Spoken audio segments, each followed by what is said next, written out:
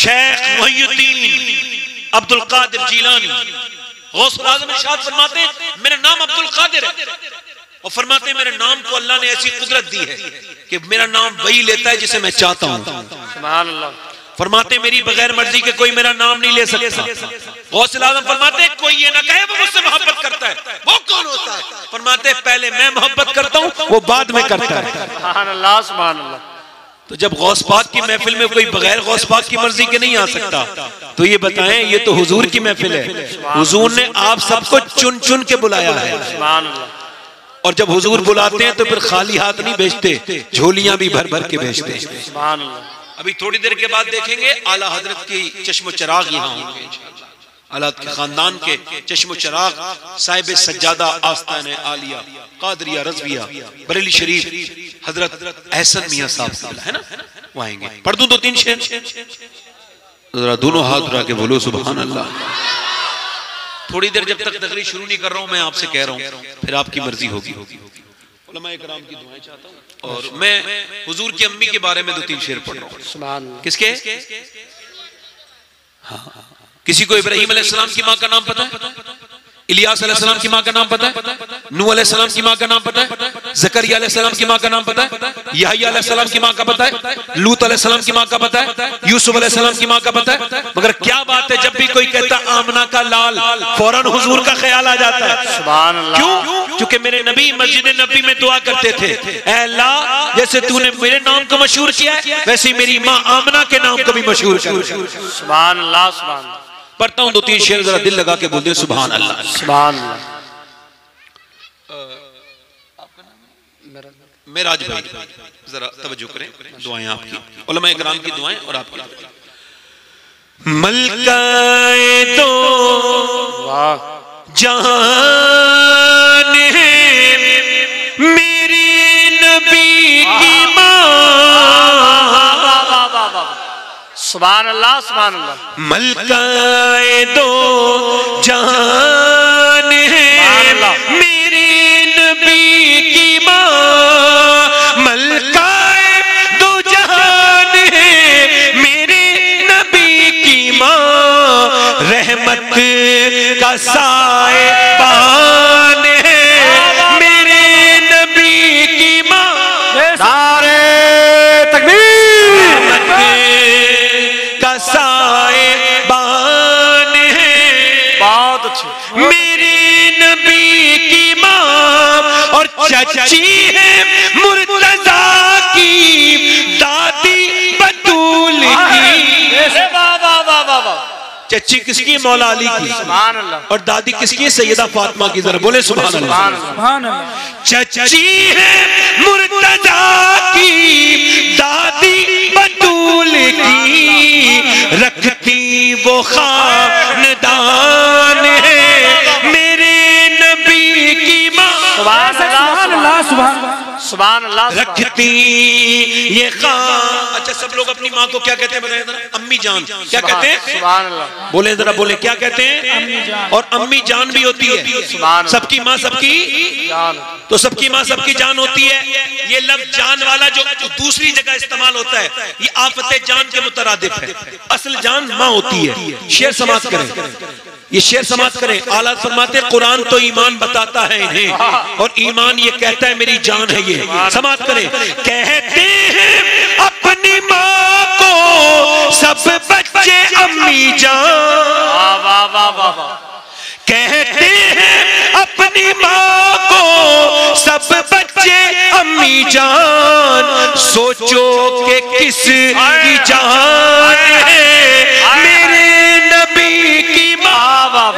नारे तकबीर, नारे रिसालत, उलमाए अहले सुन्नत, मसलके आला हजरत, इस्लाहे माशरा कॉन्फ्रेंस।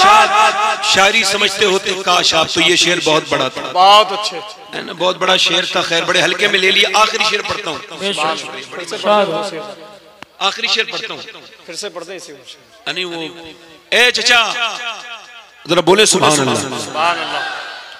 कहते हैं अपनी माँ को सब बच्चे अम्मी की जान, सोचो के किस की जान है मेरे नबी की माँ। सुभान अल्लाह सुभान अल्लाह। और ये जो देवबंदी वाबी है ना, ये कहते हैं हुजूर की अम्मी मुसलमान नहीं थी। अस्तगफिरुल्लाह, माज़अल्लाह सुभान। ये माज़अल्लाह क्या कहती है, हुजूर की अम्मी मुसलमान। माज़अल्लाह। उलमा इकराम अगर इसे देख ले शेर को तो अच्छा होगा, बोले सुभान अल्लाह। सुभान अल्लाह।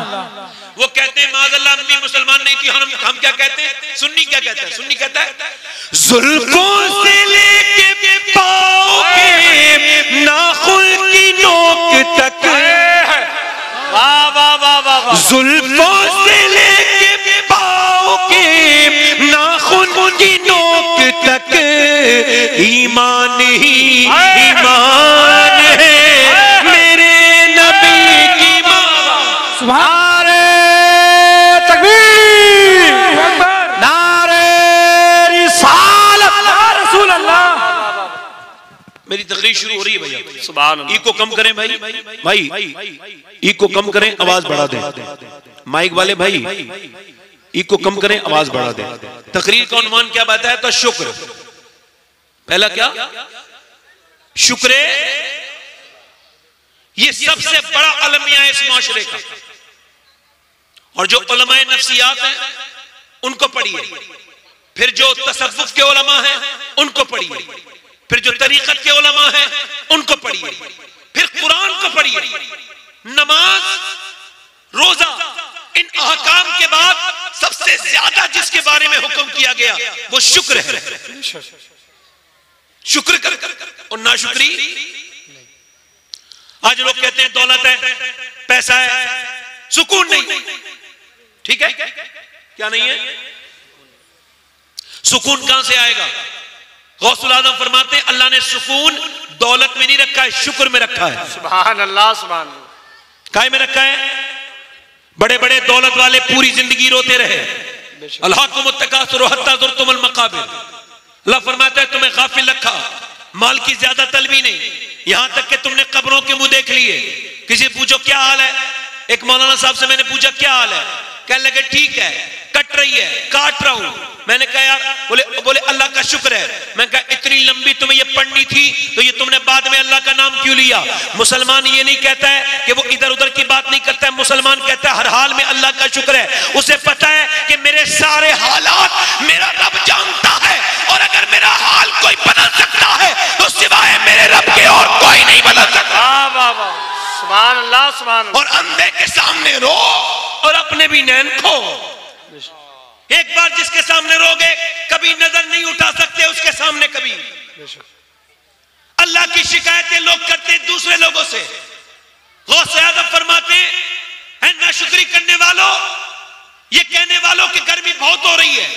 ध्यान से सुनो भाई, ए भाई जरा सुनो, गर्मी इको कम करके भाई आवाज बढ़ाएं। गर्मी बहुत हो रही है, ये कहने वालों सर्दी बहुत हो रही है, ये कहने वालों बारिश बहुत हो रही है। गौसुल आज़म फरमाते हैं ये शिकायतें करने वालों तुम्हें पता है ये क्या है। फरमाते हैं ये अल्लाह की नाशुक्री है। ये बारिश खुद होती है नहीं, गर्मी खुद होती है। और सुनाओ साहब क्या हो रहा है, तो वो फोन पे बात चल रही है और गर्मी बहुत हो रही है। और बताइए क्या हो रहा है, सर्दी बहुत हो रही है। और जब हुआ करे ना तो फोन काट दिया करो, और का मतलब होता है फालतू बात शुरू हो जाएगी, अस्सलाम वालेकुम, खत्म करो। मुसलमान वो नहीं होता इधर उधर की बात करने वाला। गौसुल आज़म फरमाते हैं एक अल्लाह का बंदा था, अल्लाह का वली था, वो जमीन से अर्श देख लिया करता था, रहता था एक समंदर के बीच में, आइलैंड उसे कहते हैं, आइलैंड जजीरा, उसमें रहता था। एक दिन वहां बारिश हुई, कहने लगा या अल्लाह यहाँ तो बारिश की जरूरत है नहीं, ये तो समंदर ही समंदर है। अल्लाह की तरफ से आवाज आई तू कौन होता है मुझे बताने वाला कि जरूरत है कि नहीं। आज के बाद तू मरदूद बना दिया गया, वली मरदूद बना दिया गया। गौसुल आज़म फरमाते हैं उसके बाद तो विलायत की छिन गई, तुम्हारे पास क्या है। अल्लाह अकबर अल्लाह अकबर अल्लाह अल्लाह अल्लाह। ये कहते रहना। एक बार मदीने में हवा बहुत तेज चल रही थी, एक सहाबी ने कहा हवा बहुत तेज चल रही है। हुजूर ने फरमाया खामोश, ये हवा चल नहीं रही है, इसे मेरा रब चला रहा है। वाह वाह वाह वाह वाह, सुभान मौसम बदलते नहीं है, सुभान अल्लाह। अल्लाह बदलता है। रुतों को बदल बदल के वो अपने होने का एहसास कराता है। इंसान शुक्र तो तब अदा करेगा जब उसे पता हो कि उसके पास कौन कौन सी नेमत मौजूद है। मैं आपसे गुजारिश करता हूं, ध्यान से मेरी बात सुनिएगा। आदमी कहता है किस बात का शुक्र करूं, बड़ा परेशान हूं, ये वो है। मैं बताता हूं किस बात का शुक्र अदा करना है। इंसान को मेरे इदराक के मुताबिक, मेरे शऊर के मुताबिक और मेरे फहम के मुताबिक जो पहली शुक्र करने की वजह है, जिस पर शुक्र अदा करते करते पूरी जिंदगी हो जाए फिर भी हक नहीं अदा हो सकता, वो ये है कि अल्लाह ने इंसान को जो इंसान ही बना के पैदा किया। बेशक। अगर वो तुम्हें और मुझे इंसान ना बनाता तो क्या कर लेते? बेशक। बताओ मुझे। हल अता अल इंसानी हीनुम मिन अद-दहर लम यकुन शय्यन मज़कूरा। अल्लाह फरमाते हैं इंसान पे ऐसा वक्त गुजरा है कि वो कोई काबिल जिक्र शय न था। ये अल्लाह ने अपनी मेहरबानी से, अपने फजल से, अपने करम से, अपनी इनायत से, अपने खास फजल से तुम्हें इंसान बनाया। ख्वाजा मोइनुद्दीन हसन चिश्ती गरीब नवाज अगर किसी बुजुर्ग का अगर तारुफ कराएं तो वो कोई छोटा मोटा बुजुर्ग नहीं हो सकता। गरीब नवाज फरमाते हैं कि बायजीद बस्तामी फरमाते हैं जब हम रोते हैं तो हमारी आंखों से सिर्फ आंसू निकलते हैं खौफे खुदा से, मगर जब बायजीद बस्तामी रोते थे तो इतने बड़े आशिक थे अल्लाह के कि उनकी आंख से आंसू की जगह खून निकलने लगता था। अल्लाहु अकबर, अल्लाहु अकबर, अल्लाहु अकबर। बताओ मुझे कभी रोए हो अल्लाह के सामने? जमाने के सामने रोने वाले हम लोग। पहले हमारी जिंदगी थी मुसल्लों पर रोना, तो कोई हमारे साथ बदतमीजी नहीं करता था। जब हम देखते थे कि कुफ्फार सर उठाने लगे तो हम फेसबुक नहीं खेलते थे, यूट्यूब नहीं खेलते थे, हम दुनिया भर की उल्टी चीजें बातें नहीं करते थे। मुसलमान क्या करता था? मुसलमान मुसल्ला बिछाता था और मुसल्ला बिछाने के बाद रो के कहता था मेरे मालिक मैं तो कमजोर हूं मगर तू तो ताकतवर है। ये जो इस्लाम के खिलाफ भौंक रहे हैं ये इन्हें तू परवरदिगार इनके अंजाम तक पहुंचा दे। जब मुसलमान के आंसू गिरते थे अल्लाह की रहमतें जोश में आती थी, मगर अब मुसलमान सिर्फ फेसबुक तक जिहाद करता है, वो यूट्यूब पर बात करता है मगर मुसल्ले पर बात नहीं करता। मेरा ईमान है अगर हिंदुस्तान के सिर्फ 1% मुसलमान, कितने 1% मुसलमान अगर एक रात में अपना मुसल्ला बिछा दे और अल्लाह के सामने रोना शुरू कर दे तो मेरा रब वो है जिसने फिरौन को उसके किरदार तक पहुंचा दिया, नमरूद को उसके किरदार तक पहुंचा दिया, तो फिर आज के जमाने का कोई फिरौन भी नहीं बचेगा। अल्लाह सबको किस्सा पारी ना बना दे। बेशक हक है। मगर जहां से मदद मिलनी चाहिए थी वहां से मदद कहता है इय्याक नअबुदु व इय्याक नस्तईन। नमाज में कहता है मैं तुझे पूछता हूं, तुझसे ही मदद चाहता हूं। और कितना अच्छा ये लफ्ज है, सुभान अल्लाह। पूरे सूरह फातिहा में मेरे दिल को सबसे ज्यादा ये लगता है नमाज के दौरान क्या कि मैं तुझे ही पूछता हूं और तेरी इबादत करता हूं, तुझसे ही मदद चाहता हूं। यार जब दोनों आलम के मालिक व मुख्तार रब्बुल आलमीन के सामने, जब पूरी कायनात की सबसे अजीम ताकत के सामने, बेपनाह ताकतों वाले परवरदिगार के सामने जब बंदा झुक के कहता है मेरे मालिक देख मैंने अपनी नाक लगा दी, ये नाक इज्जत की अलामत है मगर मैं रगड़ के कह रहा हूं मेरे रब फजल कर दे। ऐ मेरे रब तेरे हबीब की इज्जत पर बातें हो रही हैं, ऐ मेरे परवरदिगार तेरे हबीब के उल्टी सीधी बातें कही जा रही हैं, हम मजबूर हो गए, उन तक पहुंच नहीं सकते, क्या करें? दिल जलते, कलेजे जलते, तेरे हबीब के खिलाफ जालिम बोलने लगे हैं, ये जो मखसूस लिबास भगवादारी बोलने लगे हैं। ऐ मेरे रब मुझ पे करम फरमा, मैं तो कमजोर हूं, अपने हबीब का बदला ले ले।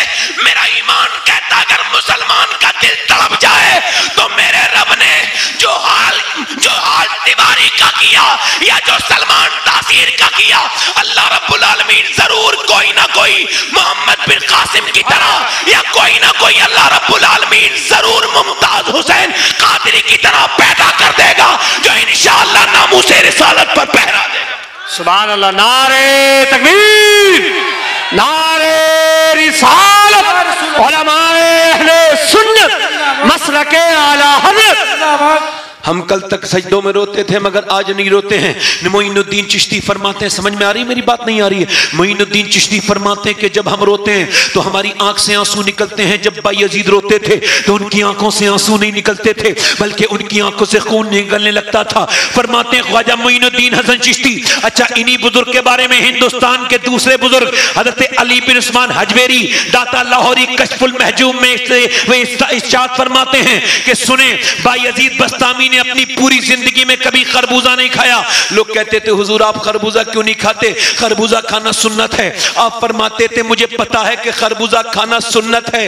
का फिर पूरी जिंदगी खरबूजे को हाथ क्यों नहीं लगाया? फरमाते थे मुझे पता है कि खरबूजा खाना सुन्नत है मगर ये पता नहीं किधर से हाथ लगा के खाना सुन्नत है, तो मैं इस वजह से खरबूजा खाता नहीं हूं। अल्लाह अकबर, कि सर किधर से काट के खाना सुन्नत है कि कहीं सुन्नत के खिलाफ ना हो जाए, इस वजह से पूरी जिंदगी खरबूजा नहीं खाया। बायजीद बस्तामी का नौकर था, उसका नाम था जैद। आप उससे रोज पूछते थे तेरा नाम क्या, वो कहता मेरा नाम जैद। एक दिन, 2 दिन, 1 साल, 2 साल, 3 साल, 4 साल, रोज नाश्ते में वो बताता था मेरा नाम जैद है। और आप रोज सुनते थे। 20 साल लगातार उसने बताया और आप 20 साल तक पूछते रहे। 20 साल के बाद वो हाथ जोड़ के बोला मेरा नाम 3 लफ्जों का है, जैद। आपको क्या मेरा नाम याद नहीं रहता? क्या वाकई में आपका इतना हाफजा कमजोर है? तो बायजीद रोने लगे। कहा हुजूर रोते क्यों है? कहा रो इस वजह से रहा हूं कि मेरा हाफजा कमजोर नहीं है। बात यह है मुझे जो मोहम्मद नाम याद हो गया है ना, अब इसके बाद कोई दूसरा नाम याद होता ही नहीं है। यही दीवानापन बरोज़े क़यामत काम आता है। किसी का नाम लूं लेकिन नबी का नाम आता है। बायजीद बस्तामी गुजर के जा रहे, कुत्ता भौंक रहा है। 1 दिन भौंका, 2 दिन भौंका, 3 दिन भौंका, 4 दिन, और जब भौंकता था तो आप रोते थे। लगातार कुत्ता भौंकता था, आप रोते थे। मुरीदों ने पूछा हुजूर ये कुत्ता आपसे क्या कहता है? आप अल्लाह के वली, हमें तो नहीं पता। आप रोने लगते हैं। आप फरमाने लगे जब मैं कुत्ते के करीब से गुजरता हूं तो कुत्ता मुझसे कहता है ये बता बायजीद तेरी ऐसी कौन सी नेकी थी जो अल्लाह ने तुझे इंसान बना दिया, और मेरा ऐसा कौन सा गुनाह था जो मैं कुत्ता बना दिया गया हूं। यार अल्लाह ने तुम्हें इंसान बनाया अपने फजल से, अपने करम से, अपनी मेहरबानी से। इंसान ना बनाता तो तुम और मैं क्या कर लेते? फिर इंसान बनाने के बाद फिर उसने फिर मुसलमान बना दिया। इंसान तो जहन्नम का ईंधन है, इंसान और पत्थर अल्लाह ने मुसलमान बना दिया। और मुसलमान के बाद फिर करम रुका नहीं, किसी ने मांगा नहीं मगर उसने अता करने में कैसा फजल किया अपना।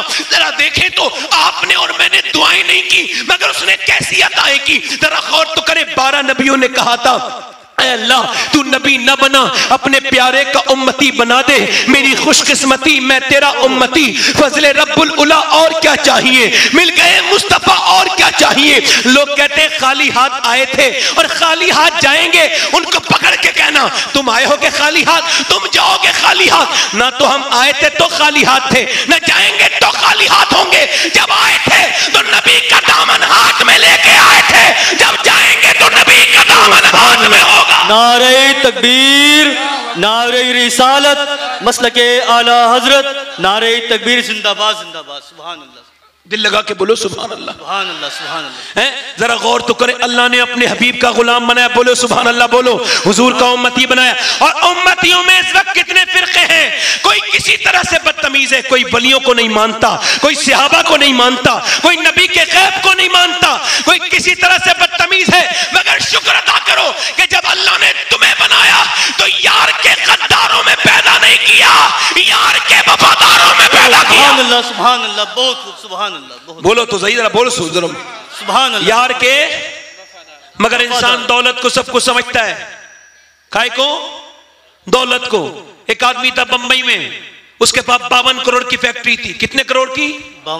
52 करोड़। शायद हम में से किसी ने देखे भी ना हो। जी जी जी। 52 करोड़ की फैक्ट्री, 25 करोड़ का घर। एक जवान लड़का, तबीयत बिगड़ गई लड़के की, उसने उसे दिखाया टाटा अस्पताल मुंबई में, उन्होंने मना कर दिया। उसने बेंगलोर दिखाया, मना कर दिया। उसने जो है उसे अमेरिका ले गया। अमेरिका में उसका इलाज हुआ। कई महीने इलाज होने के बाद बच्चा ठीक होकर जब घर आया, उसका मैदा बदल गया और उसके बाद उसका इंतकाल हो गया। 8 दिन के बाद वो अपने बच्चे को कब्रिस्तान ले गया और दफन करने के बाद बोला लोगों, तुम दौलत को सब कुछ समझते हो। देखो मेरी 52 करोड़ की फैक्ट्री लग गई बिककर, मेरा 22 करोड़ का 23 करोड़ का घर बिक गया, मेरी सारी दौलत चली गई, मैं रोड पर आ गया, मगर मेरे एक जवान बेटे को मेरी दौलत ना बचा सकी, उसका मैदा खराब हो गया था। तो पूरी दुनिया भी इस लायक नहीं है कि अल्लाह के बनाए मैदे की तरह दूसरा मैदा बना दे। अल्लाह अकबर। मुझे बताओ जरा, क्या कोई है ऐसा उंगली बनाने वाला है कोई रब के अलावा? बताओ, रब को भूल जाने वालों, कोई है ऐसी उंगली बनाने वाला जैसी उसने बनाई है, ऐसी जैसी उसने मेरी आंखें बनाई है, ऐसी कोई आंखें बनाने वाला है? एक आदमी कहने लगा मैं गरीब हूं। मैंने कहा 10 लाख की अपनी आंखें बेच दे। बोला नहीं। मैंने कहा 50 लाख के अपने दोनों हाथ बेच दे। कहने लगा नहीं। मैंने कहा फिर गरीब क्यों कह रहा है यार? ये सेहत भी तो अल्लाह की नेमत है ना, इसे गौर कर। एक आदमी अस्पताल में भर्ती हुआ, सांस लेने में दिक्कत थी, 80 साल का बूढ़ा अस्पताल में भर्ती हुआ। 80 साल के बूढ़े को ऑक्सीजन लगा, ऑक्सीजन से वो ठीक हो गया। 1.5 दिन के बाद, 1.5 दिन में बिल आया अस्पताल का 90,000। जब बिल सामने आया रोने लगा। डॉक्टर ने कहा बड़े मियां क्या ज्यादा पैसे लगते हैं? कहा नहीं नहीं। कहा मैं कुछ कम कर दूंगा। कहने लगा नहीं, अल्लाह ने इतना दिया है पूरा अस्पताल खरीद सकता हूं। कहा फिर रो क्यों रहे हो? कहा रो इस वजह से रहा हूं कि तेरी इस मशीन से मैंने 1.5 दिन सांस लिया है तो तूने 90,000 का बिल बिठा दिया, और अल्लाह की हवाओं में मुझे 80 साल हो गए सांस लेते लेते। मैंने कभी नहीं सोचा कि सांस लेना कितनी बड़ी अल्लाह की नेमत है। मैं तो दुनिया में लगा रहा था बच्चों में, इसमें मैंने कभी नहीं सोचा मेरे मालिक मेरी सांस सलामत है। अब तो कोई किसी बीमार को देखने नहीं जाता। मुसलमानों के यहाँ से ये वाली सुन्नत भी खत्म हो गई। अयादत करना सुन्नत है मेरे हुजूर की, मगर अब कोई गरीब अमीर अगर मालदार आदमी बीमार हो जाए तो दुनिया लाइन लगाती है, मगर गरीब के कोई नहीं जाता। मेरे हुजूर फरमाते हैं जब मेरा एक उम्मती दूसरे को देखने जाता है बीमारी की हालत में, फरमाते जब तक वापस नहीं आता 70,000 फरिश्ते उसके लिए दुआए मग़फ़िरत करते रहते हैं। मुझे बताओ हम जैसे गुनहगार सियाकारों के लिए 70,000 फरिश्ते दुआ करें? ओह सुभान अल्लाह। 70,000 फरिश्ते। मगर मियां अब तो गरीब की मैयत भी ऐसी हो गई है जैसे हिंदुओं के जनाजे निकलते हैं। जी जी हक बात। अमीर के जनाजे में दुनिया दौड़ दौड़ के जाती है। खुदा के बंदो इस मामले में तो दुनियादारी मत लाओ। जी जी, इस जनाजे को तो मालदारी और गरीबी ना बनाओ। मरने के बाद तो किसी के बच्चों को एहसास ना कराओ कि तुम्हारा बाप गरीब था। मालदार कोई आदमी मर जाए तो उसके बच्चों से कहते हो हमें भी देख लो, हम आए हैं। गरीब, अरे गरीब बदला नहीं दे सकता, ना वो मालदार तुझे कुछ दे सकता है। अगर जनाजे का बदला कोई देगा तो मेरा रब देगा। हुजूर फरमाते हैं जो अल्लाह की रजा के लिए जनाजा पढ़ता है अल्लाह उसके सारे पिछले गुनाह माफ फरमा देता है। सुभान अल्लाह। नारे तकबीर, नारे रिसालत, मसलके आला हजरत, नारे तकबीर जिंदा। अब तो अमीरों के यहाँ लोग जाते हैं, मगर जरा गौर करो बीमारों के घर जाया करो। मैं आपको बता रहा हूँ सही बात, बीमारों को देखने जाया करो। ये दुनिया से मोहब्बत कम हो जाएगी। गौसुल आजम फरमाते हैं जब दुनिया में बहुत दिल लगने लगे ना तो 2 जगह जाओ। कितनी जगह जाओ? 2 जगह। कब्रिस्तान, देखो किट्टों की मट्टी पलीद हो गई, और दूसरा अस्पताल। मैं एम्स में जाता हूं, बेवजह में ही जाता हूं, कोई वजह नहीं होती फिर भी जाता हूं। दिल्ली बेवजह जाता हूं, जब मेरा दिल सख्त होने लगता है तो जाता हूं। एक बार गया तो एक आदमी ने मुझे बुलाया, कहने लगा मौलाना मेरे पास मर्सिडीज है, जगुआर है, यानी महंगी कारों का नाम लिए, और कहने लगा मेरे पास दौलत बहुत है मगर मेरे किसी काम की नहीं। मैंने कहा क्यों? कहने लगा इस वजह से कि मुझे कैंसर है और मैं 1 महीने के बाद मर जाऊंगा। डॉक्टर ने कहा है, कहते जिस दिन से वो रिपोर्ट आई है ना उस दिन से अब जीने को दिल नहीं करता। कभी कैंसर के मरीज के पास जाओ, उससे बात करो, उसके सामने मुस्कुराओ, वो मुस्कुराता ही नहीं, उसके सामने रो, वो रोता ही नहीं। एक आदमी को मैंने देखा अपने बच्चे के सर पे हाथ रख के रो रहा था। मैंने कहा क्यों रो रहे हो? कहने लगे मौलाना साहब मुझे कैंसर हो गया है और मैं 2 महीने के बाद मर जाऊंगा। मैं देख रहा हूं मेरे छोटे छोटे बच्चे यतीम हो जाएंगे। मैं वो बाप हूं जो जीते जी अपने बच्चों के चेहरे पे यतीमी के आसार देख रहा हूं कि मेरे बच्चे यतीम हो जाएंगे। यार एक बुजुर्ग कहते हैं अगर तुम अभी तक जिंदा हो ना और तुम्हारे बच्चे यतीम नहीं हुए तब भी शुक्र अदा करो, ऐ अल्लाह तूने मुझे जान अभी तक दे दी। कितने लोग ऐसे बोलो अगर तुम मर गए हो तो तुम्हारे बच्चे कहां कहां जाते, किस किस के सामने हाथ फैलाते, ये बताओ किस किस के सामने जाके वो हाथ फैलाते। यतीमों की जिंदगी कितनी मशक्कत भरी जिंदगी होती है। मुझे बताओ मेरे भाइयों कि अगर तुम अभी तक जिंदा हो तो तुम्हें शुक्र नहीं अदा करना चाहिए। हमारा बरेली में एक रिश्तेदार है, 25 साल का था जब उसको गिरा था, 2 बच्चे हैं उसके, 25 साल का था, आज 30 साल हो गए, 5 साल वो बिस्तर से उठा नहीं है। 25 साल का था, गिर गया, कोई हड्डी टूट गई, जने क्या हुआ कि उठा नहीं जाता, हाथ पैरों से बिल्कुल माजूर हो गया। उसकी बीवी बेवाओं वाली जिंदगी गुजार रही है, उसके बच्चे अपने आज भी यतीमों की तरह जिंदगी गुजार रहे हैं। वो कहता है ये तो ये दुआ कर दो कि मुझे अल्लाह सेहत दे दे, या फिर ये दुआ कर दो कि अल्लाह मुझे दुनिया में मौत दे दे। अगर तुम्हारे हाथ पैर सलामत है तो तुम्हें शुक्र नहीं अदा करना चाहिए। बताओ अगर तुम्हारी गुर्दे तुम अगर बगैर दवाओं के जिंदगी गुजार रहे हो तो जाके देखो, अस्पतालों की भी तो एक दुनिया है, उसे भी तो जाके देखो। अस्पतालों में एक दुनिया आबाद है, जाके देखो। कोई अपने बाप के लिए रो रहा है, कोई अपनी बहन के लिए रो रहा है, कोई गुर्दा, किसी का गुर्दा खराब है तो किसी का मैदा काम नहीं करता। ऐ अल्लाह तेरा शुक्र है कि मेरा जिस्म बिल्कुल ठीक ठाक है। मेरे रब, तुम्हें नहीं कहना चाहिए ऐ मेरे मालिक तेरा शुक्र है कि मैं बगैर दवाइयों के जी रहा हूं। तुम शुक्र क्यों नहीं अदा करते लोगों? तुम अपने रब को क्यों भूल गए हो? ये बताओ, अल्लाह ने तुम्हें सेहत नहीं दी है क्या? सेहत अल्लाह की नेमत नहीं है? बोलो, पूरा मजमा बोलो। मैं तुमसे पूछता हूं कि सेहत अल्लाह की नेमत नहीं है तो फिर सेहत पर शुक्र क्यों नहीं अदा करते? क्यों अल्लाह की नाफरमानियां करते रहते हो? और तुम अगर लोगों के सामने जाके रोगे भी तो तुम क्या करोगे? गौस पाक फरमाते, मेरे शेख मुहीउद्दीन अब्दुल कादिर जीलानी फरमाते, अल्लाह की अगर शिकायत करनी है तो उससे कर जो अल्लाह से ज्यादा मेहरबान मिले, और वो तो कोई है। बोलो बोलो, वो तो कोई नहीं है। किसी के सामने रो के अपनी इज्जत खराब करोगे। मौला अली फरमाते हैं, जो रब के सामने नहीं रोता वो सबके सामने रोता है, और जो रब के सामने रोता है वो सबके सामने नहीं रोता। सुभान अल्लाह, सुभान अल्लाह, सुभान अल्लाह। बहुत खूब, बहुत बोलो बोलो, जरा बोलो। सुभान अल्लाह। वो सबके सामने दिल लग रहा है कि नहीं लग रहा है? बोलो। जी जी, आप मेरी तरफ देखो, दिल लग रहा है कि नहीं लग रहा है? जी है। तो मुझे बताओ, आप नाशुक्री का मसलक है, आपको पता है। मैं बताऊं आपको, अगर आप ये चाहते हो कि थोड़े मालदार हो तो ज्यादा मालदार हो जाओ, अगर चाहते हो कि थोड़ी सेहतमंद हो तो सेहत बढ़ जाए, अगर चाहते हो कि मेरी बहनें चाहती कि उनके बच्चे पैदा हो गए तो नेक हो जाए, तो मेरी बात सुन के चले जाएं ध्यान से। अगर अपनी नेमतों को बढ़ाना चाहते हो तो ये किसी तावीज करने वाले का वादा नहीं, अल्लाह का वादा है। वो कहता है शुक्र करो, जी मैं नेमतें बढ़ा दूंगा। जी जी, बोलो जरा, बोलो तो बोलो। सुभान अल्लाह। शुक्र करो तो मैं नेमतें बढ़ा दूंगा, शुक्र करो तो मैं नेमतें बढ़ा दूंगा। और ना शुक्री करोगे तो कुछ नहीं होगा, शुक्र अदा करोगे तो अल्लाह का फजल होगा। किसी ने पूछा हातिम ताई से, ये लिखा है, मौलाना रूम ने एक वाकया लिखा है, हातिम ताई से किसी ने पूछा, आपने अपने आप से भी ज्यादा किसी को देखा है, अपने आप से भी ज्यादा सखी? हातिम ताई कहने लगा, हाँ देखा है। कब? का मैं सफर कर रहा था, मैं भूखा था, मुसाफिर था, मैं घर में गया, मैंने कहा कुछ मिलेगा, टूटा फूटा घर था, गरीब आदमी का, मगर गरीब का दिल बड़ा होता है। उसने कहा मिलेगा, दरवाजा खोला, अंदर गया, कहते उसने बकरी ज़िबा की और बकरी की कलेजी काट के मेरे सामने रख दी।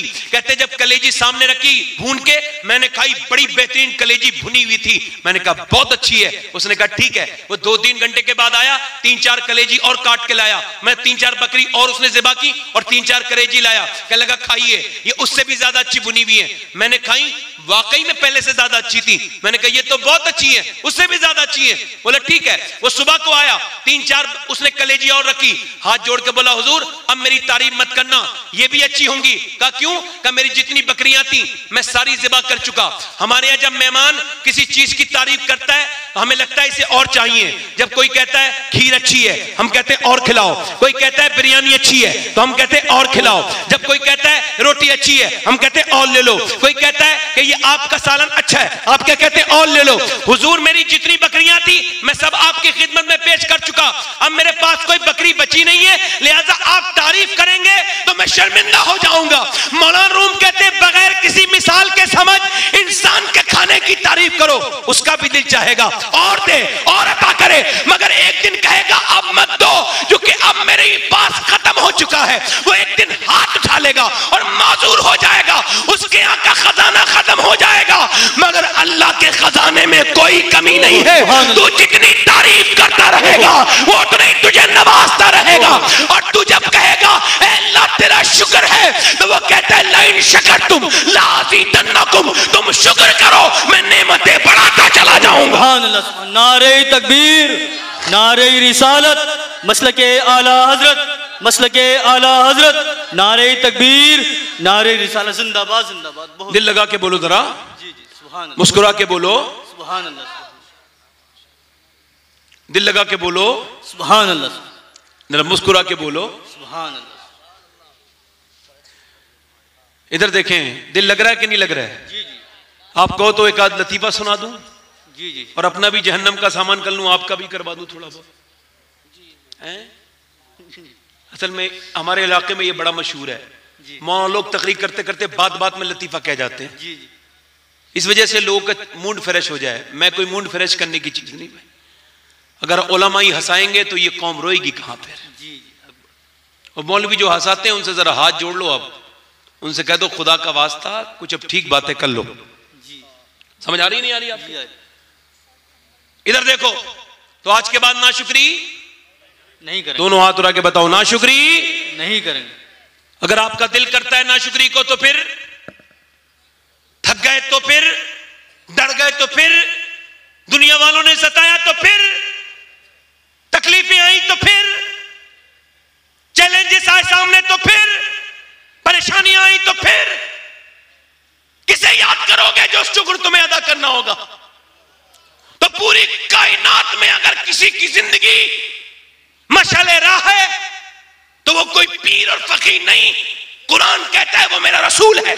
ओहो जी जी जी वो हुजूर की जिंदगी है। जी जी, किसकी जिंदगी है? हुजूर की जिंदगी। किसकी जिंदगी है?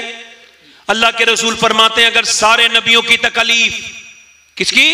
सारे नबियों की तकलीफ एक पलड़े में रख दी जाए और मुझ मोहम्मद की तकलीफ एक पलड़े में रख दी जाए, तो फरमाते मेरी तकलीफ का पलड़ा भारी हो जाएगा। एक बात और बताऊं, एक साहब ने इमाम हसन बसरी से कहा कि आपकी तकरीर का असर मेरे दिल पे नहीं होता, मेरा दिल सो गया है। आपने फरमाया सोया नहीं है, तेरा दिल मर गया है। सोने वाले को झंझोड़ो तो उठ जाता है, मगर मरने वाला कभी नहीं उठता है। जी जी, हक बात।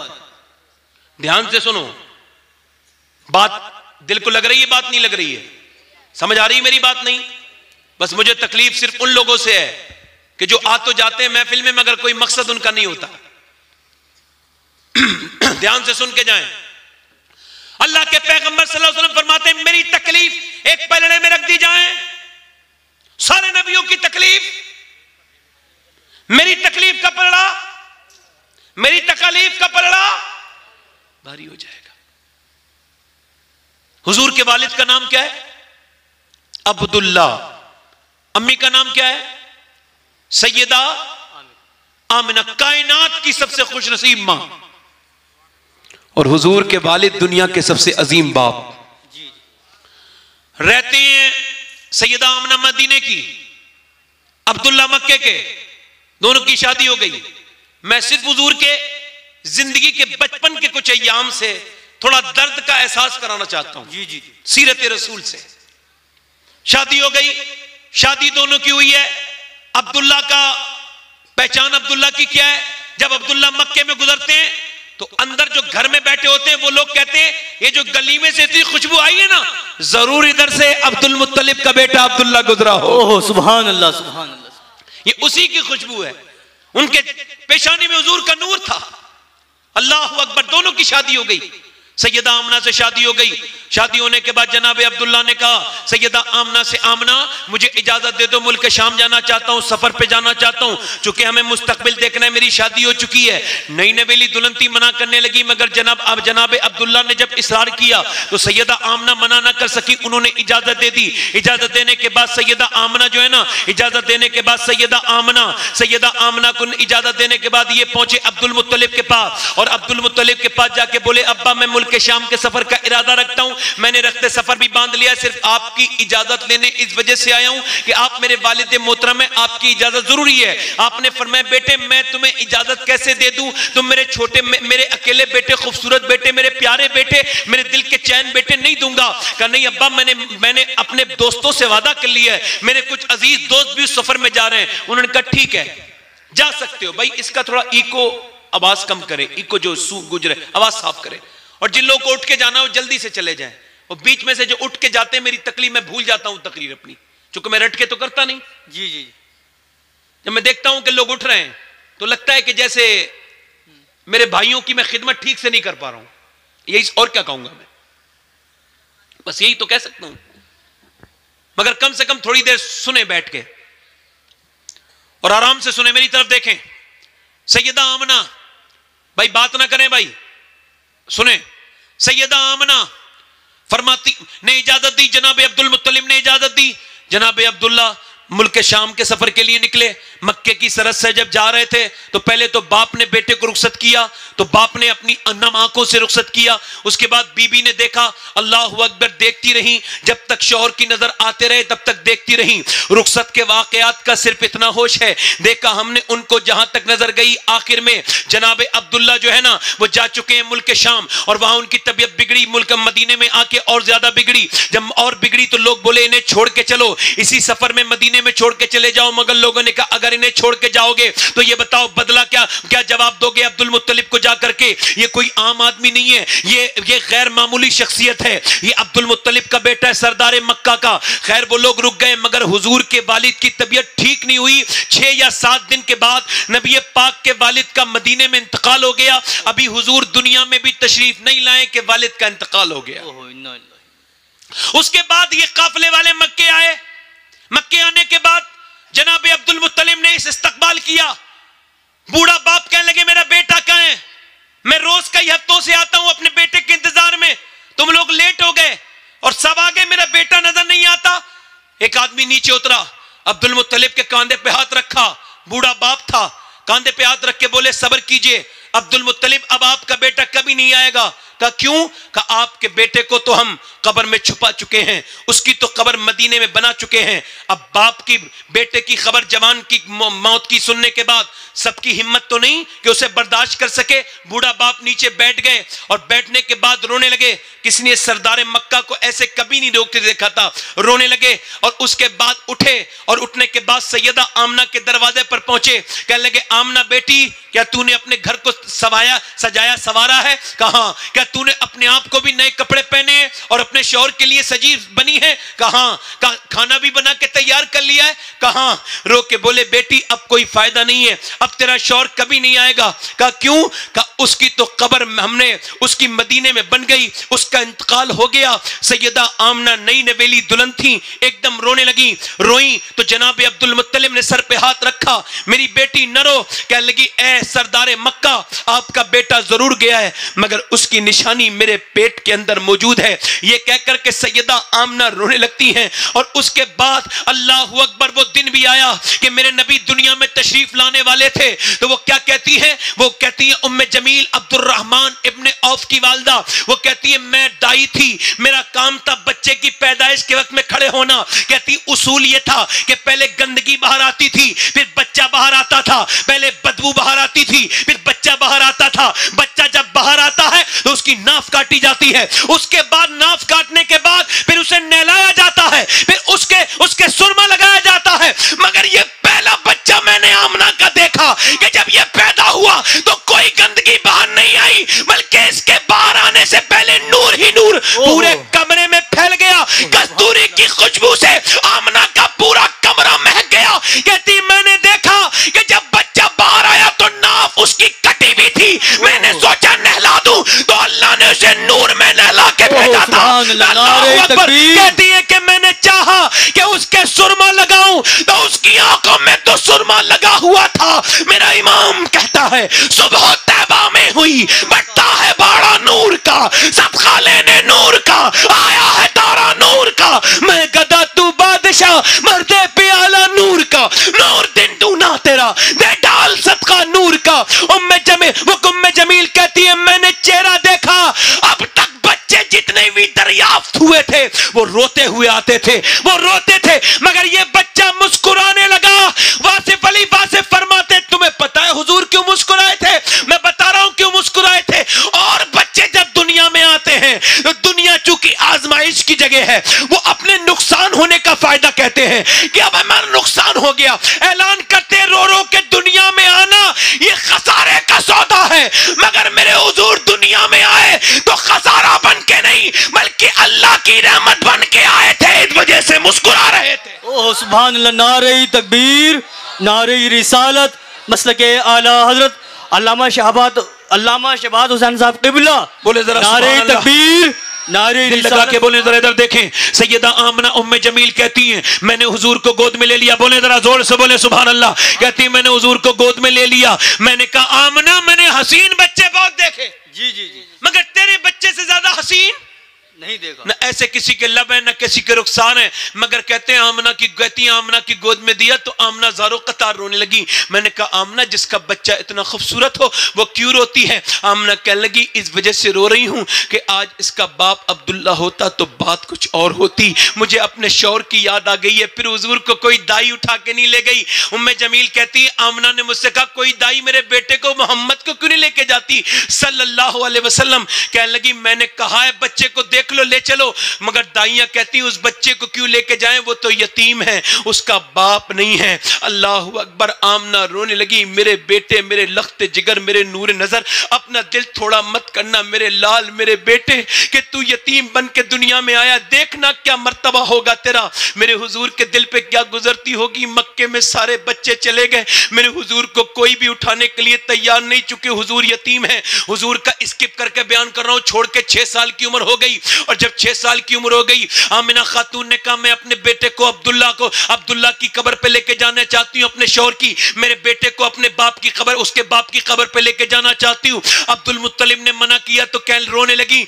मुझे जाने दीजिए, मेरा बहुत कम वक्त अपने शौहर के साथ गुजरा है, उसकी कब्र पे जाने की ख्वाहिश है। 6 साल के हुजूर को देखा तो अब्दुल मुत्तलिब ने प्यार किया और कहा बेटी जा, तुझे मैं मना नहीं कर सकता। पहला सफर जो मक्के से मदीने के हुजूर ने किया वो 6 साल की उम्र में था। हुजूर मक्के पहुंचे तो मदीने की गलियों में जब हुजूर गुजरते थे तो लोग देख देख करके कहते थे इसके चेहरे से लगता है ये कोई आम आदमी नहीं है, ये बच्चा तो अल्लाह का आखिरी रसूल लगता है। मियां पूरे मदीने में खबर पहुंच गई कि मदीने की गलियों में बच्चे तो बहुत देखे हैं, मगर जैसा मक्के से खूबसूरत बच्चा आया है ऐसा बच्चा आज तक किसी ने नहीं देखा। सैयदा आमना थोड़ी देर के बाद अपने शौहर की कब्र पे गई और जाके कहने लगी, पहले तो कब्र को देख के रोई चूंकि बेवा थी और जवान थी, रो के बोली मेरे शौहर आप देखें अपने बेटे को, मक्के में बच्चे तो बहुत हैं मगर आपके बच्चे की तरह किसी का बेटा नहीं है। कहा आप देख पाते, ये देख करके रोने लगी। मेरे हुजूर को गोद में उठाया और जब सुना कि मेरे बेटे के पीछे यहूदी बातें करने लगे तो डर गई। मदीने से एकदम कूच की मक्के को, मगर बीच रास्ते में आकर के वक्त करीब आ गया। बीच रास्ते में आई तो सैयदा उम्मे ऐमन कहती है मैंने देखा कि आमना जमीन पर गर्म रेत पर लेट गई। मैंने कहा मैं चादर बिछाई देती हूं। उन्होंने कहा चादर का वक्त नहीं है, ध्यान से सुनिएगा, चादर का वक्त नहीं है, मेरा वक्त कम है, मेरे बेटे को बुला के लाओ। कहती हूँ हुजूर को ले आए, हुजूर का हाथ पकड़ लिया, तवज्जो करें मेरी तरफ, कहते हैं हाथ पकड़ लिया हुजूर का।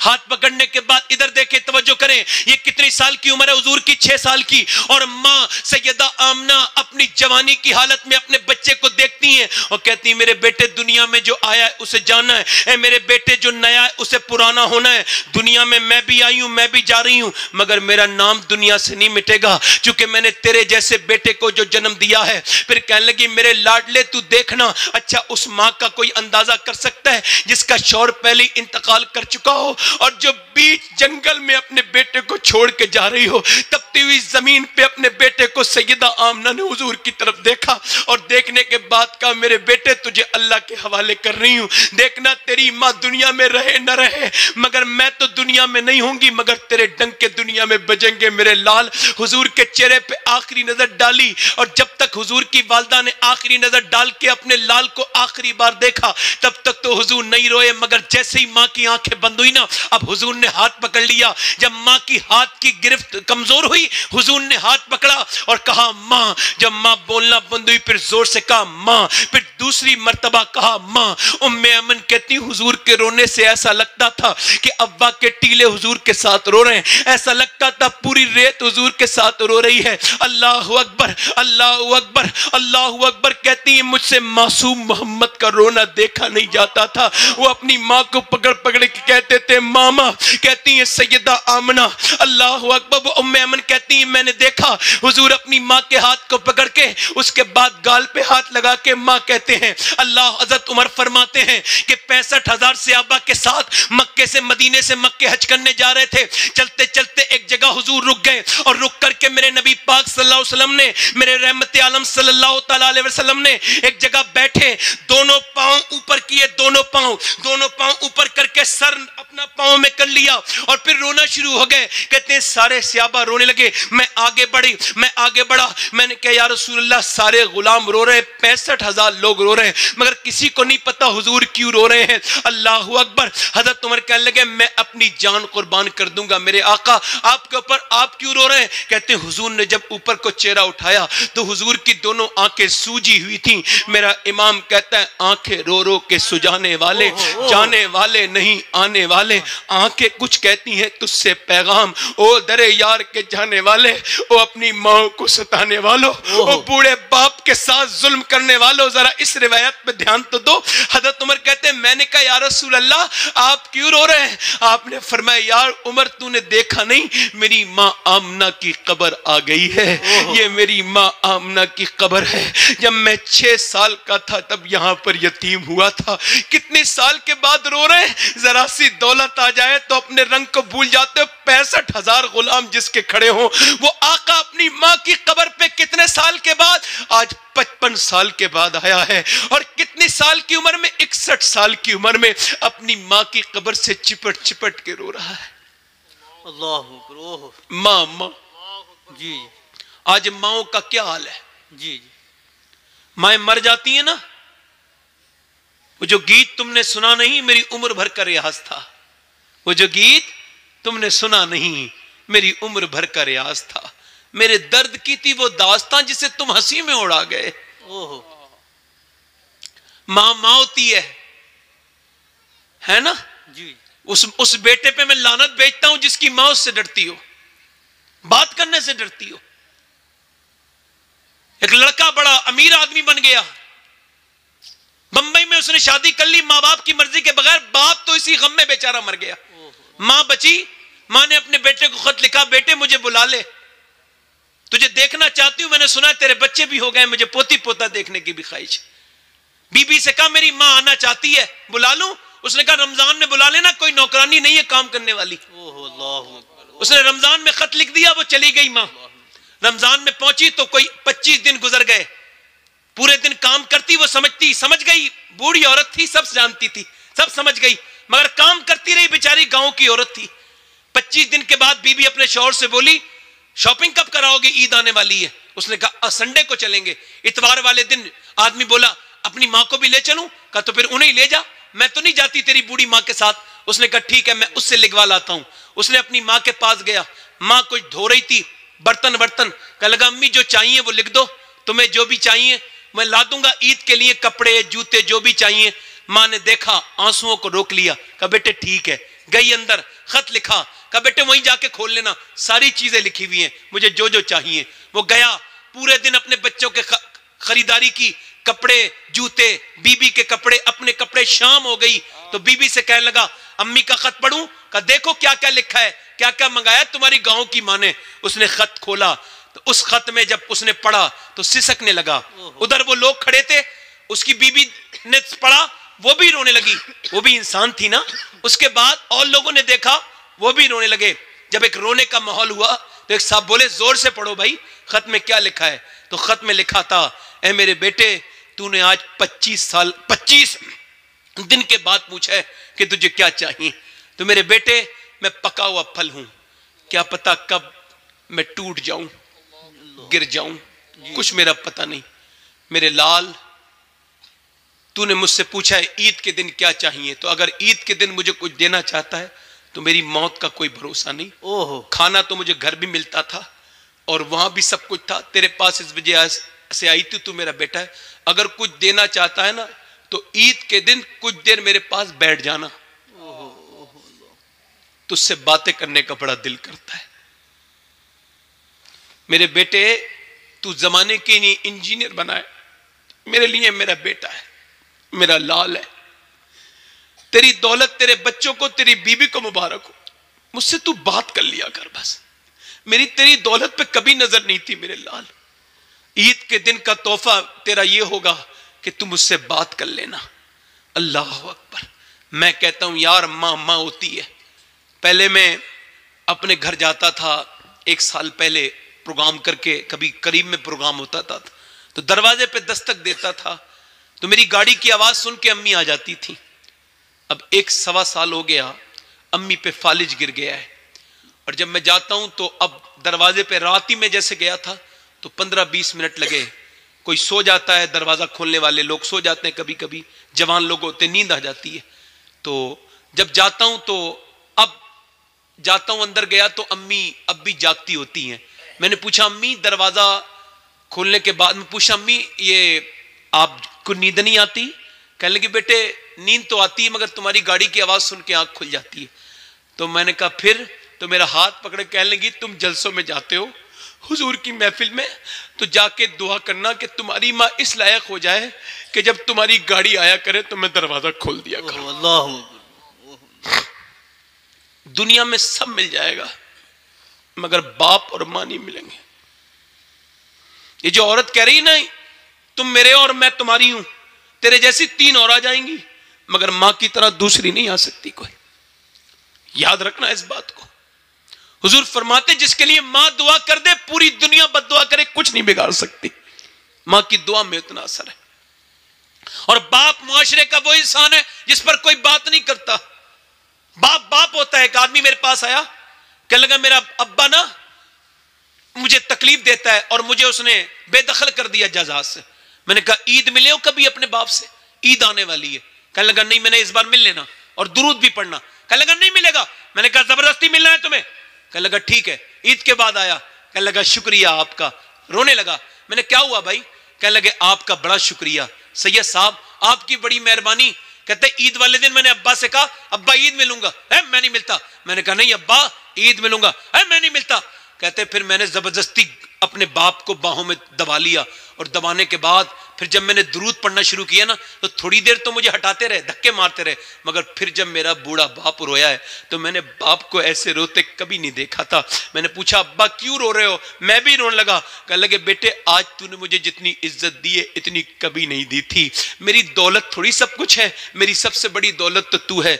मैंने अपनी जवानी में आग लगा के तुझे तेरी जिंदगी में उजाला किया है। ऐ मेरे बेटे अपनी ख्वाहिशों को मैंने दफन किया है। मैं बरसात में भीगता रहा कि तेरे ऊपर पानी का एक बूंद न पड़ जाए। ऐ मेरे लाल मगर तूने जब मुझसे लहजा बदला तो फिर मुझे तकलीफ हुई। मेरे बेटे आज तूने मुझे इज्जत दी है। बोलो आदमी कहने लगा सैयद साहब आपका बहुत शुक्रिया, मैं भी 40 साल का हो गया था, मैं भी बाप को नहीं समझ पाया था। मैं कहता हूं यार बाप को सीने से लगाओ। मैं कहता हूं बाप चला जाए तो दुनिया में फिर दूसरी शख्स बाप भी नहीं मिलता। गौस पाक फरमाते हैं बाप एक ऐसी नेमत है कि जिंदगी की धूप में ऐसा बाप है जैसे सायादार दरख्त, बाप के जाने के बाद बेटा बेसाया हो जाता है, फिर साया उठ जाता है उसके ऊपर से। यार बाप की ठंडी मिट्टी से रो के क्या करोगे? मां की ठंडी मिट्टी से रो के क्या करोगे? रोना है तो जीते जी रो लो ना, मां को मना लो, मां से रब्बों को राजी कर लो। अल्लाह अकबर। बाबा फरीद कहते हैं जिसने अपने बाप का तलवा बगैर किसी कपड़े के चूम लिया उसने 7 साल की इबादत से नफली काम ज्यादा कर लिया। यानी 7 साल की नफली इबादत से बेहतर है बाप का तलवा चूम लेना। मियां मैं कहता हूं उलमा के हाथ पैर भी चूमो, वो भी जरूरी है, चूमा करो, मगर सबसे पहले माँ बाप के चूमा करो, क्योंकि जब तुम इन्हें चूमते हो तो अल्लाह की रहमतें तुम्हारे नसीब को चूम लेती है। लोगों उम्मे ऐमन कहती है मैंने हुजूर को उठाया, उनकी माँ की कब्र बनाई और बनाने के बाद में जब चली तो मेरे हाथ को झटका मार के वो ऊपर टीले पे चढ़ गए। मैंने जाके देखा कि वो कब्र के पत्थर पत्थर से चिपट के माँ माँ कहते। 6 साल की उम्र है। बताएं आप कि जब कोई बच्चा यतीम होता है तो उसकी पुप्पी होती है, उसकी ताई होती है, उसकी चाची होती है, उसकी खाला होती है, मगर मेरे हुजूर ऐसी जगह यतीम हुए हैं, ना फूफी है, ना ताई है, ना खाला है। मेरे हुजूर का बचपन की तरह किसका बचपन होगा? मेमन कहती मैंने उठा लिया, मक्के पहुंची, अब्दुल मुत्तलिब बोले अरे मेरी बहू कहाँ है? मैंने कहा उसकी तो मैंने कब्र अव्वा के टीलों में बना दी।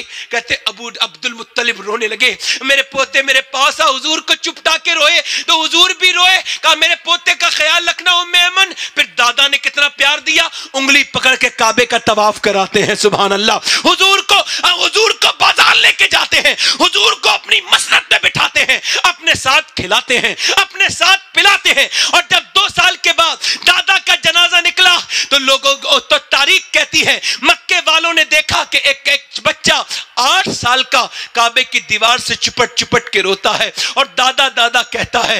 ये दादा दादा कह के कोई और नहीं, मेरे हुजूर रो रहे थे। अल्लाहु अकबर। उसके बाद अबू तालिब उठा के ले गए। मक्के वाले कहते थे यतीम बदबख्त होता है, यतीम बेबरकत होता है। अल्लाह को दिखाना यह था कि बारिश बंद हो गई। बारिश जब होना बंद हुई, कहत पड़ गया, सूखा पड़ गया, जानवर मरने लगे। ये लोग पहुंचे, अबू तालिब के कहने लगे दुआ कर दे बारिश हो जाए। अबू तालिब बोले मैं दुआ नहीं करूंगा, मेरा भतीजा दुआ करेगा। कहा ये तो खुद बेबरकत है। कहा खामोश, जो इसे बेबरकत कहा यही तो बरकत वाला है। गोद में उठाया हुजूर को, काबे की दीवार से जाके लगा दिया, ऊपर उठाया और कहा ए उजली रंगत वाले, ए चिट्ठे चेहरे वाले, जरा दुआ तो कर दे। आज हुजूर जलवा दिखाने के लिए तैयार है।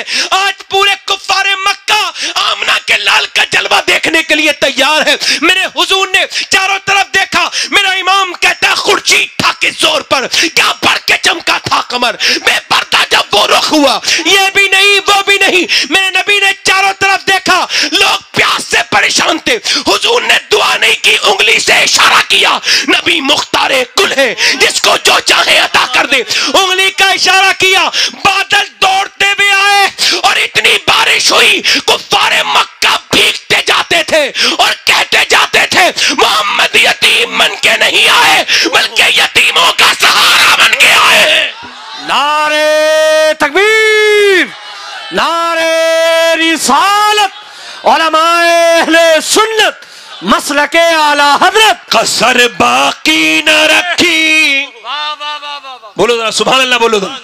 बज़ में इम्कान जगमगाने में कसर बाकी न रखी, बज़ में इम्कान जगमगाने में। अरब में चांद निकला, चांदनी फैली जमाने में। सुभान अल्लाह, सुभान अल्लाह, सुभान अल्लाह। अब कोई नाशुक्री करेगा? नहीं। शुक्री नाशुक्री करेगा कोई? जिंदगी में इतने, मैंने सिर्फ हुजूर के 8 साल तक की जिंदगी बयान की है। जी जी जी अगर और आगे चलूं ना तो पत्थर रो देंगे। जी। सही बता रहा हूं मैं, और आगे चलूं तो पत्थर रो देंगे।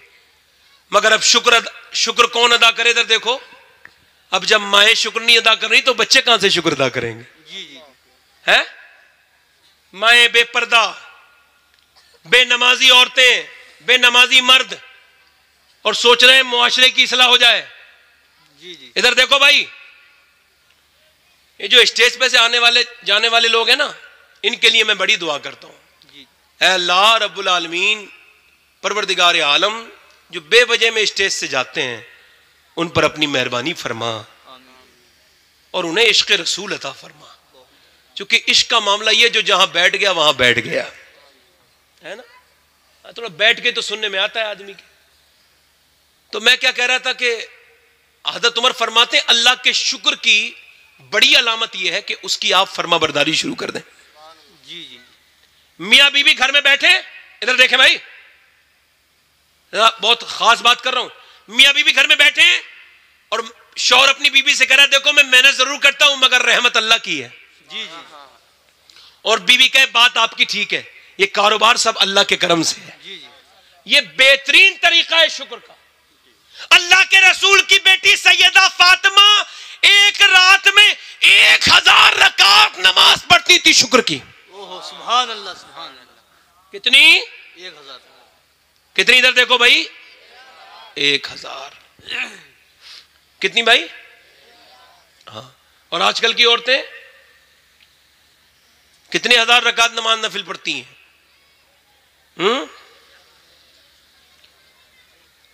हैं? अब तो मियां औरतें टहलने जा रही हैं सुबह सुबह। आपके यहां तो नहीं, अभी गांव में तो ये रिवाज नहीं है, शहरों में मुसलमान औरतें सुबह टहलने जा रही हैं, मॉर्निंग वॉक करने। क्यों? क्योंकि कपड़े हाथ से धोने नहीं पड़ते, नहीं, अब मशीनें आ गई, चूल्हे जलाने नहीं पड़ते, है ना? अरे समझ रहे, चक्की चलानी, रोटी बनानी पड़ती है, मगर रोटी अब ऐसी भी चल रहा है कि रोटी बनी, उसमें रखा आटा और रोटी तैयार। झाड़ू अब नौकरानियां लगाती हैं, तो अब कोई काम तो रहा नहीं, तो मोटी हो गई खा खा के। डॉक्टर ने कहा इलाज कराओ और सुबह को टहला करो। अल्लाह के रसूल की बीबी सैयदा उम्मे सलमा, हमारी और आपकी मां, वो जब रात को इबादत करती थी तो अपनी चुटिया के बाल, सर के बाल, अपने चोटी के बाल छत से बांध लिया करती थी। कोई कहता था, औरतें कहती थी ये रात भर इबादत करती हैं आप, और ये बाल क्यों बांध लेती हैं? कह लगी नींद का जब झोंका आता है ना, तो मैं एकदम जाग जाती हूं। कहा आप तो हुजूर की बीबी हैं। तो हुजूर की बीबी कोई ऐसे ही नहीं होती। सुनो, अल्लाह ने अपने हबीब को यार भी चुन चुन के दिए हैं और रिश्तेदार भी चुन चुन के दिए हैं।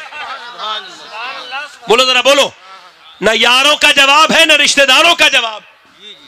बोलो तो जरा जोर से बोलो। तो वो ऊपर ऐसा करके इबादत करती थी, कहती थी अल्लाह समद है, उसे आजिज़ी पसंद है। जरा बोलो तो सही, सुभान अल्लाह यार। तो और वो आजकल के जमाने की औरतें, इधर देखें भाई, पहले के जमाने की औरतें मेकअप करती थी अपने मर्द के लिए, अब करती हैं, अब मर्द तो आता है ना घर पे, तो वो बैठी रहती है वही मनूस चेहरा लिए हुए। इधर देखें भाई, मजाक नहीं कर रहा हूं मैं आपसे, देखें ध्यान से सुने। फटीचर कपड़े पहने हुए होंगी, चेहरा और सुजा लेंगी आदमी के आते वक्त, ठीक है? और जब कहीं शादी आदि में जाएंगी तो कपड़े भी अच्छे, मेकअप भी अच्छा, चेहरा भी अच्छा। मुझे बताओ, अपने मर्द के लिए मेकअप करना जरूरी है जी। आला हज़रत फरमाते बीबी को चाहिए कि उसका शौहर जब घर आए तो वो अपने आप को संवारे, सजाए। फरमाते जितनी मर्तबा अपने शौहर को दिखाने के लिए आईने में देखेगी ना, जितनी मर्तबा पलट के देखेगी, उतने ही सदके का सवाब अल्लाह अता फरमाएगा। एक साहब कहने लगे मेरी बीवी बड़ी नेक थी सैयद साहब, मगर पड़ोसन कोई बदबख्ती शैतान की खाला एक औरत, उसने उसे बिगाड़ दिया। इधर देखें भाई, इधर देखें, तवज्जो करें जरा। ये बच्चों ने बड़ा परेशान किया है मुझे। कोई बात नहीं, आप बच्चों को डांट के मुझे और परेशान कर रहे हो, आप खामोश रहो। कह लगे मेरी बीवी को पड़ोसन ने समझा दिया, कहा तू इतनी मालदार है मगर तेरा जेवर तो दिखता ही नहीं, तेरे कपड़े तो दिखते ही नहीं, तू जाती है पुराने बुरके में और शादी से आ जाती है पर्दे के पर्दे में। कह लगे मेरी बीवी नेक तो थी मगर बिगड़ गई उसकी वजह से। कहते मैं बड़ा परेशान था, समझाता था, मानती नहीं थी। एक दिन मुझसे बोली, गाड़ी में बैठ के शादी में जा रहे थे, कैसी लग रही हूं? मैंने कहा अगर मुझे दिखाने के लिए सजती तो मैं तो सुबह भी घर पे होता हूं, शाम को भी घर पे होता हूं, मुझसे जब चाहे पूछ रहे कैसी लग रही है। अब तू जिन लड़कों के लिए सजी है उनसे जाके पूछ कि कैसी लग रही है। क्या मतलब, क्या कह रहे हैं आप? मैंने कहा तू क्या समझ रही है, तू ये सच सवर के जो जाती है तो तुझे अच्छी नजरें देखती हैं। ये औरतें क्या समझती हैं, ये जो मेकअप करके कपड़े बहुत टाइट पहनकर मेरी बहनें जो जाती हैं, क्या समझती हैं इन्हें लोग अच्छी नजर से देखते? नहीं नहीं, गंदी नजर के लफंगे और बिगड़े हुए लड़कों की नजरें पड़ती हैं इनके ऊपर, गंदी नजरें पड़ती हैं, फिर कहती बीमार हो गई। हुजूर फरमाते मेरी उम्मत में तकदीर के बाद सबसे ज्यादा मौतें अम्बाद जो होंगी वो नजरें बस से होंगी। अब बुरी नजर लग गई,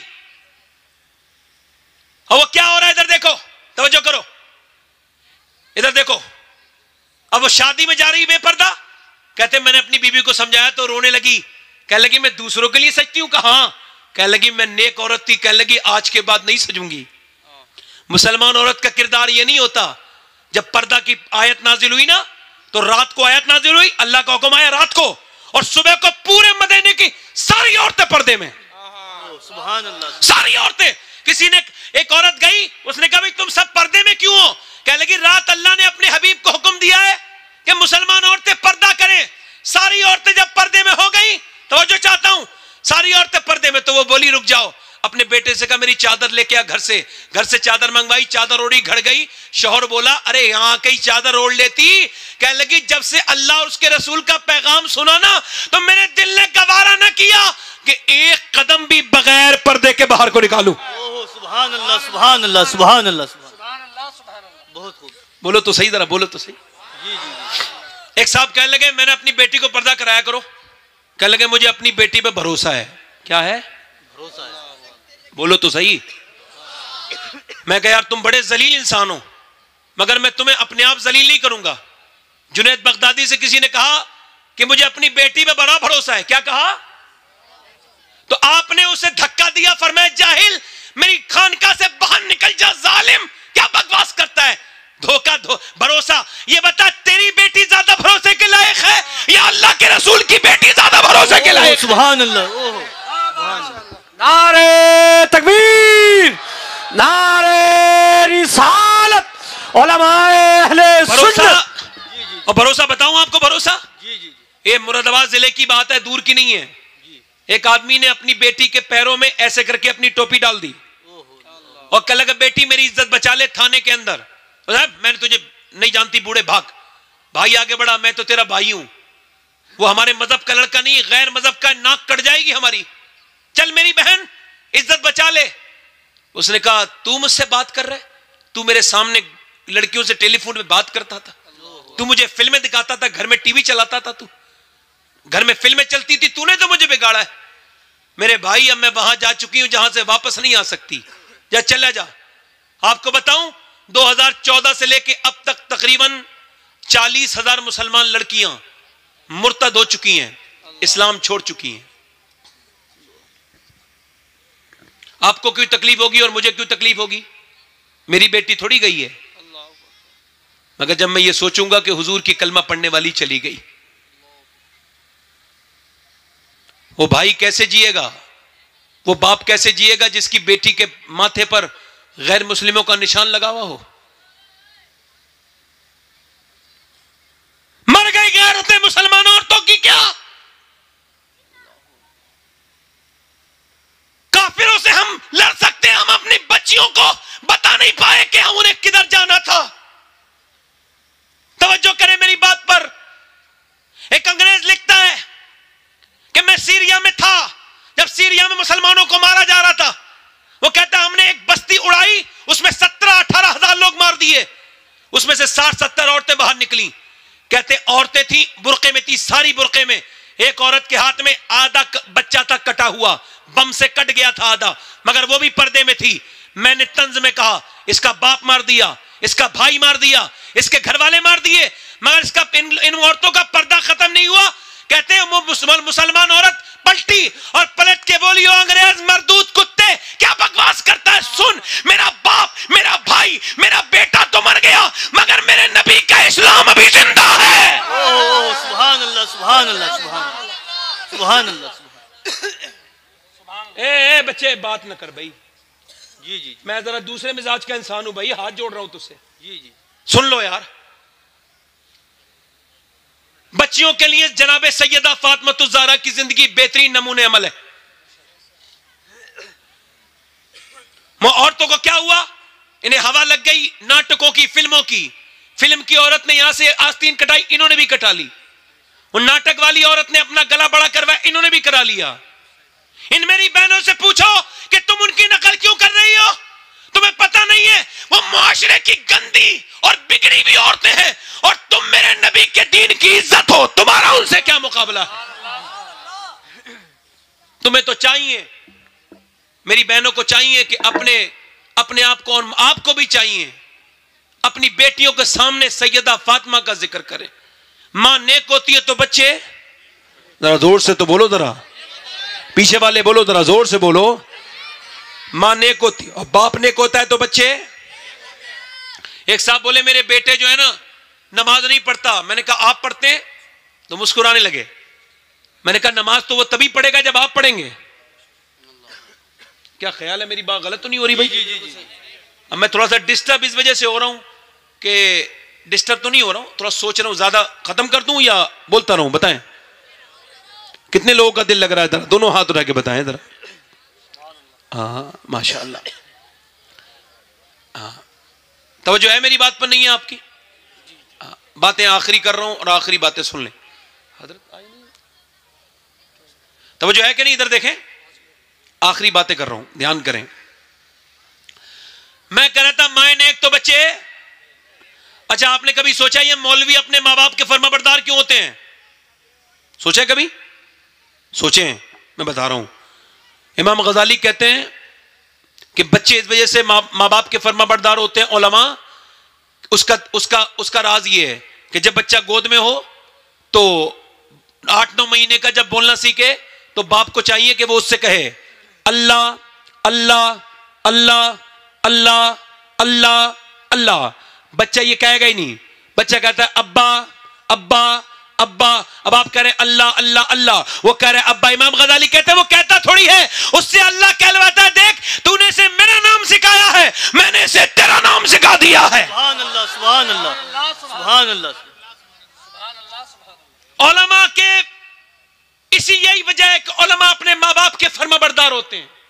उन्हें पता है कि माँ बाप का मकाम क्या है, तो अपने बच्चों को सिखाओ। मैं अपनी बहनों से गुजारिश करता हूं, बेपर्दगी की जिंदगी एक दिन खत्म हो जाएगी। एक बात बताऊं आपको, कितनी औरतें आई दुनिया में, आके चली गई, मगर दिल्ली में एक औरत थी, सादात फैमिली से ताल्लुक रखती थी। रात के वक्त में वो रोती थी और रोज के रात में अल्लाह की इबादत करती थी, और रात के वक्त में उसे राबिया असर कहा जाता है। रात में रोती थी। दिल्ली की सरजमीन पे एक मर्तबा वो रो रही थी, उसका 8-9 साल का बच्चा उठ गया। उसने अपनी माँ को रोते देखा और माँ से बोला अम्मी क्यों रो रही हो? तो माँ कहने लगी बेटे बात यह है, अभी मैं जब लेटी थी तो मेरे हाथ पे कीड़ा चढ़ गया। कहा फिर? कहा जब कीड़ा चढ़ा तो मैंने सोचा कि अभी कीड़ा चढ़ा है, कुछ दिनों के बाद मुझे लोग ले जाएंगे, मैं मर जाऊंगी, कफनाने दफनाएंगे, दफनाने के बाद वापस आएंगे तो फिर नाक में और मुंह में कीड़े चलेंगे। एक तो अंधेरी कब्र और फिर नाक में और मुंह में कीड़े। कितनी औरतें दुनिया में आई थी, कितनी चली गई? बोलो, जो औरतें छुपकली से डरती हैं, कॉकरोच से डरती हैं, वो उस वक्त क्या करेंगी जब नाक में मुंह में कीड़े चलेंगे? अल्लाह अकबर। वो औरत कहने लगी बेटे मैं इस वजह से डर रही हूं कि औरत जात हूं, जब मैं मच्छर बर्दाश्त नहीं कर सकती, जब कब्र में जाऊंगी कीड़े आएंगे तो कैसे बर्दाश्त करूंगी? अल्लाह अकबर। बेटा रोने लगा। माँ ने कहा क्या हुआ बेटे? कहा अम्मी आप तो बड़ी हो, मैं तो अभी बहुत छोटा हूं, ये बताओ जब आप इतनी डरती हो मैं मर गया तो मेरा क्या होगा? माँ ने अपनी बेटे को चुपटा लिया और कहा बेटे सजदा कर, अल्लाह कब्र के अजाब से बचाएगा। 8 साल का बच्चा जब सजदे में जाके रोया तो माँ भी नीचे जाके रोने लगी। मालिक यहां तक लाना मेरा काम था, तौफीक देना तो मेरा काम नहीं है, मेरे बेटे को कबूल कर ले, मैं बेवा औरत हूं। माँ इतना रोई इतना रोई इतना रोई, अल्लाह अकबर। माँ बूढ़ी हो गई रोते रोते, बेटे का रंग दिल्ली के ऊपर चढ़ गया, माँ का इंतकाल हो गया, बेटे का भी विसाल हो गया। मगर सदियां बीत गई, न जाने कितनी औरतें आई थी और दुनिया में चली गई। दिल्ली में मुगलों की शहजादियों और बीबियों की कब्रों के निशान भी पता नहीं, मगर वो जो रात को रोती थी ना, दिल्ली में 3 बीघा जमीन के अंदर उसका मजार बना हुआ है और उसके मजार पे हर हफ्ते मेला लगता है। उसका नाम जुलेखा अलमारूफ माई साहिबा है और उसके बेटे का मजार भी करीब में है। बादशाहों की कब्रों के तो निशान नहीं मिलेंगे, मगर उसके बेटे की कब्र पे रोज मेला लगता है। उसका नाम निजामुद्दीन महबूब इलाही है। नारे तकबीर, नारे रिसालत, उलमाए अहले सुन्नत। माए नेक तो बच्चे अपने बच्चों के साथ रोया करो मुसल्ले पर, अगर फला चाहते हो। अब खत्म हो गया वो तकरीर सुनने का दौर। रात को उठो, तहज्जुद कायम करो, अपने बच्चों को मस्जिदों में ले जाओ, तन्हाइयों में अपने बच्चों के साथ उन्हें रोना सिखाओ, सजदों में उन्हें हुजूर पर दुरूद पढ़ना सिखाओ। आखिरी बातें नौजवान लड़कों से, बस आपसे ये बातें हैं कि ये बताओ, मोबाइल का नेट फ्री हो गया है, गुनाह भी फ्री है क्या? बस ये बताएं मुझे। आजकल कोई लड़का ऐसा होगा इल्ला माशाअल्लाह नौजवान जिसके मोबाइल में फिल्म ना हो और वो उसे देखता ना हो। ये कोई मैं मजाक कर रहा हूं? नहीं। क्या बात थी जो पहले लोग डरते थे? एक सहाबी रसूल है, नाम है उतवा बिन गजवान। क्या नाम है? क्या नाम है? उतवा बिन गजवान। मजार है बसरा में, जुबैर बिन अव्वाम के मजार के करीब। तलवार चलाते चलाते उन्होंने अपनी तलवार की नोक अपनी आंख में मारी, आंख में, और निकाल के फेंक दी। अबू मूसा अशअरी कहते हैं शोर मच गया पूरे इस्लामी लश्कर में कि उतवा बिन गजवान पागल हो गया, उसने अपनी आंख ही निकाल के फेंक दी। कहते मैं करीब गया, मैंने कहा तू पागल तो नहीं हो सकता, ये तूने क्या किया? कहने लगे गुनाह का जिक्र अगर गुनाह ना होता तो मैं जरूर बता देता। मैंने कहा नहीं नहीं बता भाई, क्या हो गया? कहने लगे ना पूछो। मैंने कहा नहीं बता। कहने लगे जब उसने कई बार कहा ना, जब वो रोया तो उसकी एक आंख से आंसू और एक से खून निकलने लगा। मैंने कहा बताना ही क्या हो गया? कहने लगे बात ये थी कि मेरी